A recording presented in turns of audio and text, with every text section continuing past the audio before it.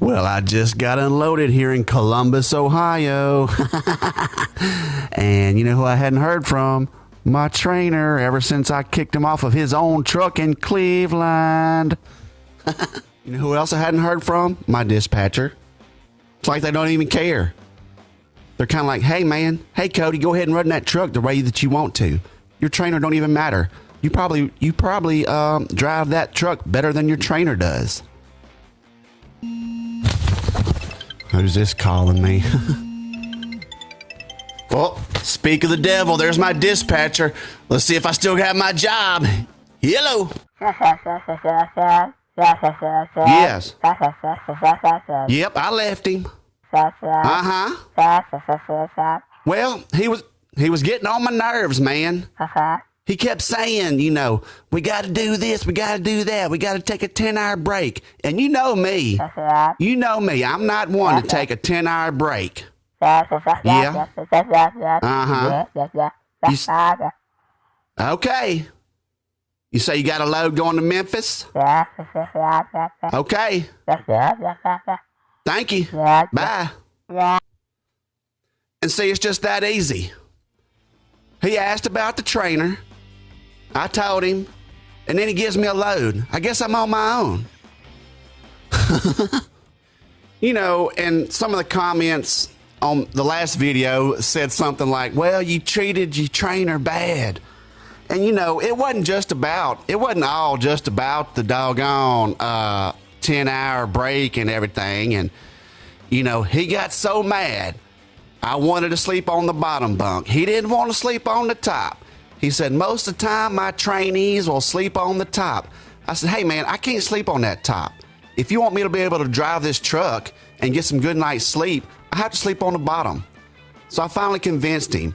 You know what he did? The first morning, I woke up with his stinking feet, dangling in my face. Yeah. And you know what else he would do? It would drive me crazy, man. You know how some companies, well, they'll send you your load instructions and everything, and it tells you where to get fuel. It'll tell you where to get fuel, how much fuel you need to get at each location. I can't stand that. You know, he would stop at so-and-so and put 50 gallons in and drive another 100 miles and put another 50 in. That don't make no sense, man. I told him, I said, hey, you know, some rules are just meant to be broke. There ain't no sense in pulling into these gas, truck stops like that to put $50 in your tank. $50 worth of a diesel at a time. You know how many gallons that is? It ain't much. It ain't much. And he would say, well, we got to do, it's not our truck. It's the company's truck. And that's true. That's true. It is the company's truck. But hey, who's driving that truck? Who is driving this truck down the road each and every day, 11 miles a day? It ain't that dispatcher. It ain't that CEO of this company. I guarantee you that. They ain't never seen a cab. They ain't never seen the inside of a cab of one of these 18-wheelers. I guarantee you. To be honest, man, I think this company was ready to let that trainer go. I think they was ready to let him go because, I would hear him sometimes on his phone talking to dispatcher. He'd say, I don't have the miles. I don't have the hours to run this load. And, I could hear that dispatcher kind of hollering over the phone. They don't like that stuff. They like somebody that can drive that truck and get the load done, get it there on time, and not worry about, hours. What is hours? You get, it's from point A to point B. All you got to do is drive a truck, man. I still hadn't heard from that trainer. He's probably still sleeping in that hotel. I done got this load, my last load, delivered to Columbus and got me another load headed to Memphis, Tennessee, baby. Woo! That's how you do it, son. That's how you do it in this trucking business. And let's see if I can remember.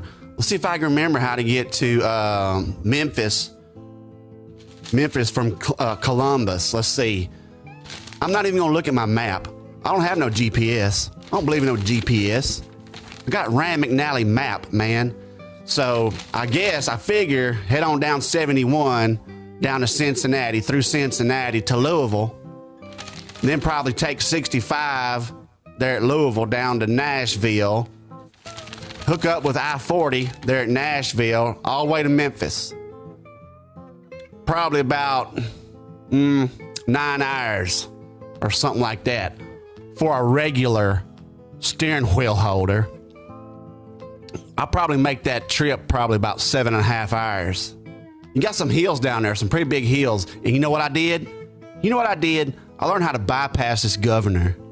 on how to bypass this governor on this engine. This company don't know it yet, but I bypassed the governor on this engine. The other day I was going about 72 miles an hour. I was passing everybody. My trainer was back there asleep in the bunk. You know which bunk? The top bunk. So I guess I better get off of here, and do my pre-trip and everything. Pre-trip? I ain't got no time for no pre-trip. I'm fixing to head down to Memphis, Tennessee, baby. Get there a little early and I might head down to Beale Street. Have y'all ever been to Beale Street? Probably not. I asked my trainer one time, I said, because we was in Memphis, we had a delivery down, close to South Haven or wherever. I said, hey man, we got plenty of time. Let's hit up Beale Street. He was scared. He didn't want to go to Beale Street. He didn't know what to do on Beale Street. Man, I tell you what, I hope I hear from that trainer soon. I'm going to let him know. I said, hey, I'm on my own now. I don't need you no more. I'm headed to Memphis. I'm going to go to Beale Street. That's what I'm going to do. Oh, there's that load come over my Qualcomm. Let's see what it says here. Yep, pick up here at Columbus to Memphis. 4 fuel stops. These people have got to be insane. And no, that's not a beer. That's a Coca-Cola. They got me stopping 4 times for fuel. 4 times for fuel for a freaking 500-mile trip from Columbus, Ohio to Memphis, Tennessee. They think I'm going to do that? You can't make no money like that, stopping 4 times for a 500-mile trip. These people are crazy, man. And I ain't doing it. What they going to do? Fire me? I done kicked the trainer off of his own truck and they didn't say nothing.